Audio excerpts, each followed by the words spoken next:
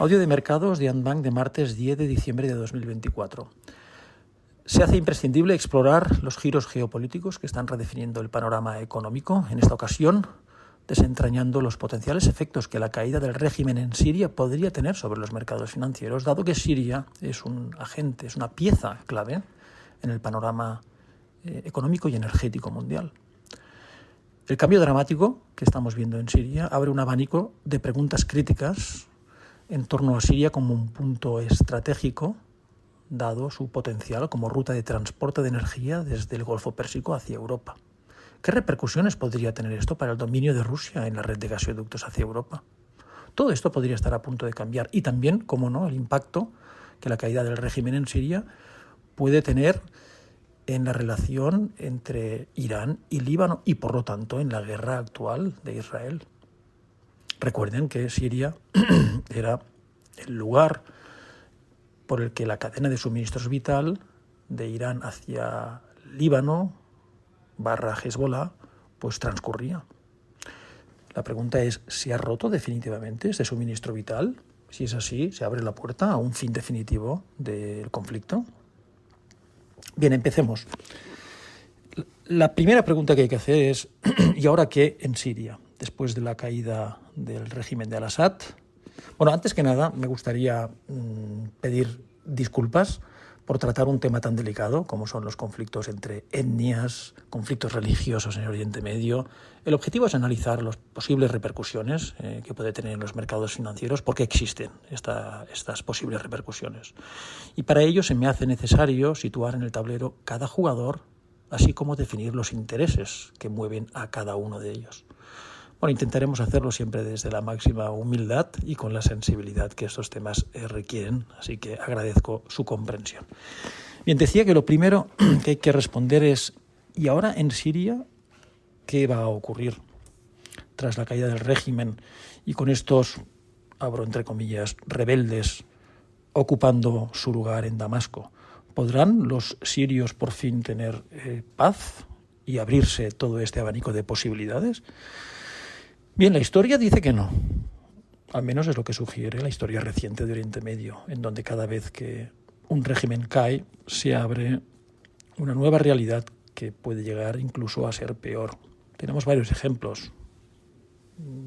Desplazándonos en el tiempo, en el año 79, cuando el Shah de Irán cayó en la revolución, todo el mundo festejó, como parecen festejar hoy en Siria, pero los mulás resultaron ser más represivos de lo que nunca fue el Shah. O, por ejemplo, en Irak, cuando Saddam Hussein cayó, todos festejaron a la espera de construir en Irak una nación basada en una sociedad civil funcional, educada. Pero lo que vino fue una guerra civil.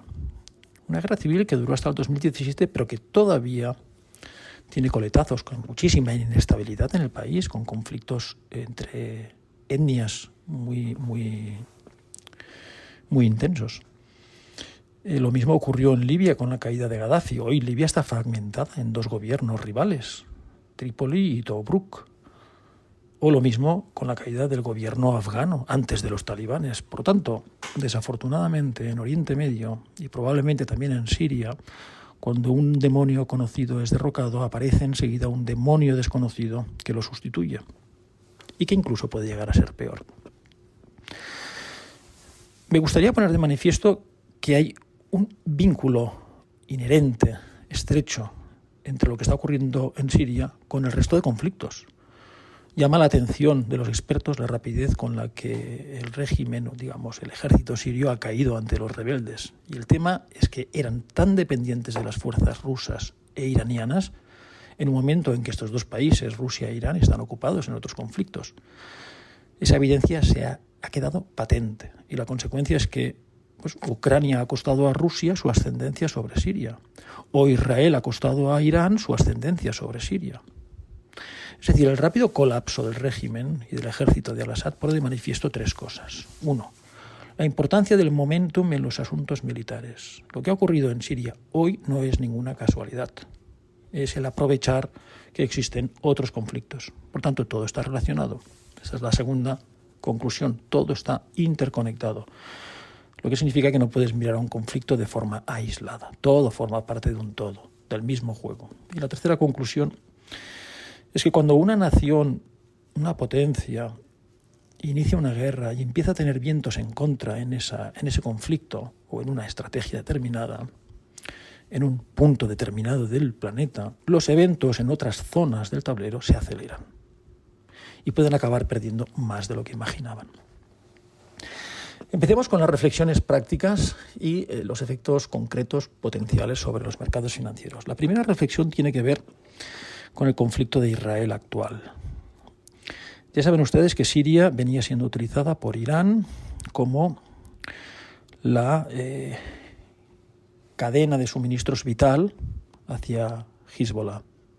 Y lo que se preguntan los expertos es, ¿se ha roto definitivamente esta cadena? Si es así, podemos dar por finalizada la guerra entre Israel y el Líbano. Y por ende también la guerra en Gaza.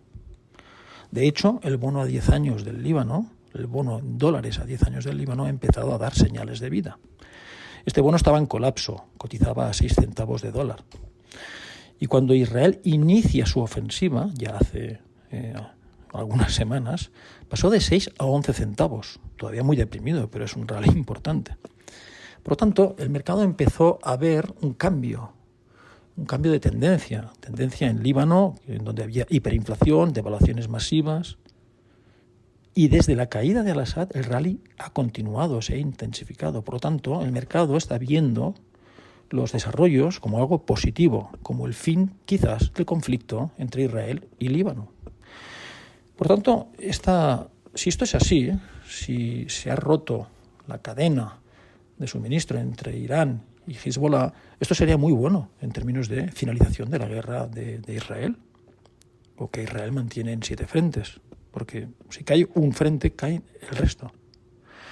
Y esto es muy positivo para el mercado, que vive con un ojo pendiente constantemente de lo que ocurre en este conflicto de Oriente Medio. Esa es la primera reflexión y es positiva. La segunda reflexión tiene que ver con un posible éxodo migratorio, un nuevo éxodo migratorio. Miren, si la caída del régimen en Siria es una reedición de las historias particulares vistas en otros casos en donde han caído un régimen en Oriente Medio y dan lugar a una situación que es todavía peor, pues se podría dar una nueva oleada de refugiados. Y la pregunta es, ¿a dónde irían estos refugiados? ¿Al Líbano? Lo dudo.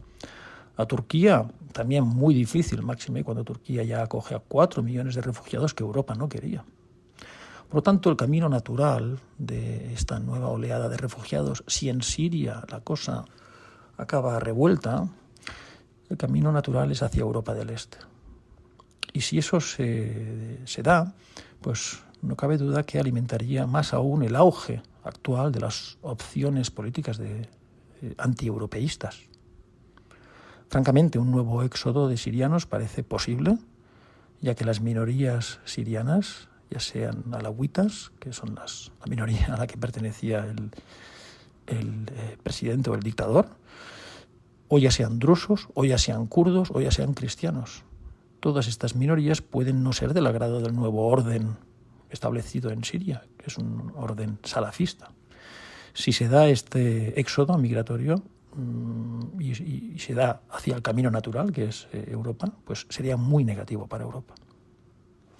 Esta es la reflexión número 2. Tendremos, por lo tanto, que mantener un ojo a ver cómo transcurren las cosas en Siria.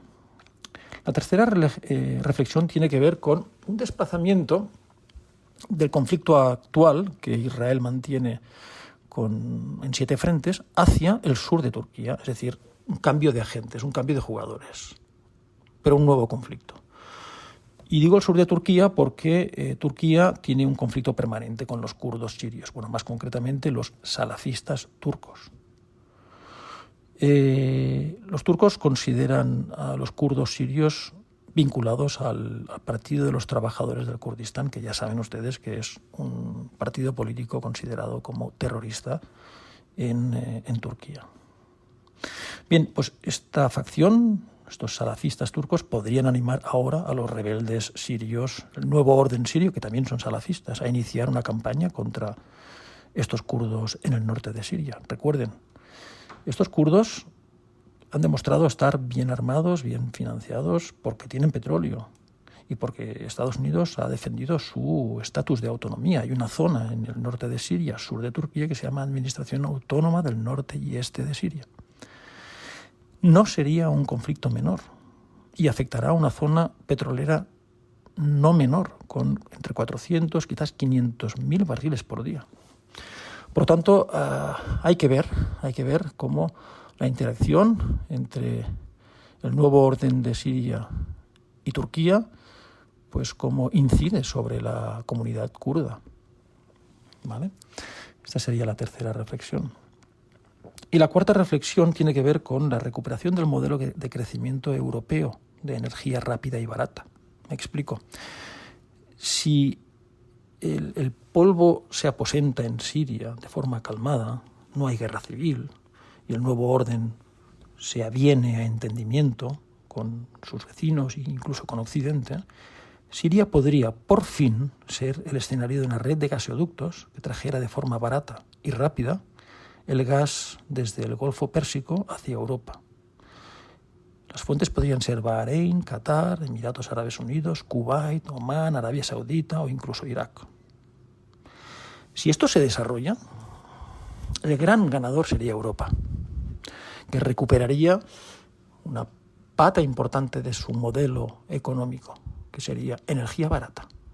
La energía hasta ahora barata venía desde Rusia, pero esto ya no puede ser.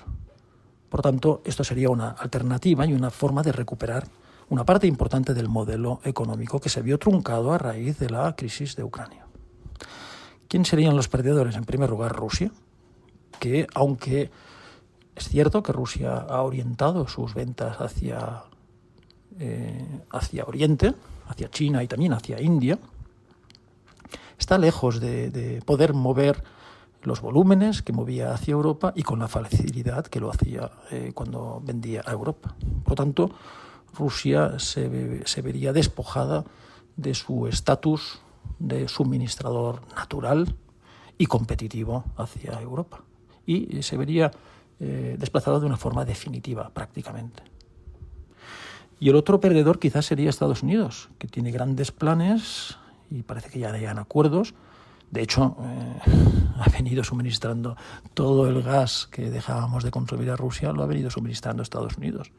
Si ahora se establecen una red importante de gasoductos que pasan por Siria, que es una zona clave, que digamos está justo en medio del Golfo Pérsico, entre el Golfo Pérsico y Europa, pues esto podría truncar las ventas esperadas que Estados Unidos tiene de gas natural licuado hacia Europa de una forma sostenida y estructural.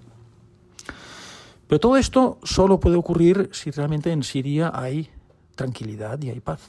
Si en cambio Siria se convierte en un nuevo polvorín, como suele ocurrir en la historia con las caídas de regímenes en la zona, y Siria se convierte en un nuevo Juego de Tronos, pues nada nuevo, nada bueno va a ocurrir en el país ni en Europa. En conclusión, sí que creo que esto nos acerca al fin del conflicto actual que Israel mantiene en la zona, y eso es positivo.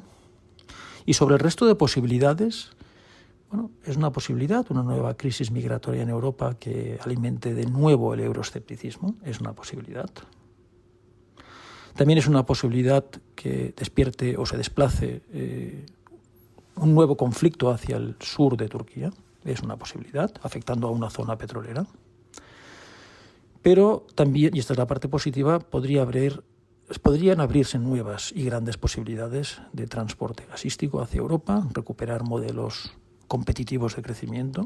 No estoy diciendo que Europa deje de ser el eslabón débil en la economía global, pero sí al menos esto le permitiría recuperar el aliento, tomar oxígeno. Por lo tanto, todo pasa por ver qué ocurre en Siria. Y también por ver si Rusia lo va a permitir y si Estados Unidos también lo va a permitir. Con todo, tomo el desarrollo reciente como algo favorable para los mercados financieros por el momento.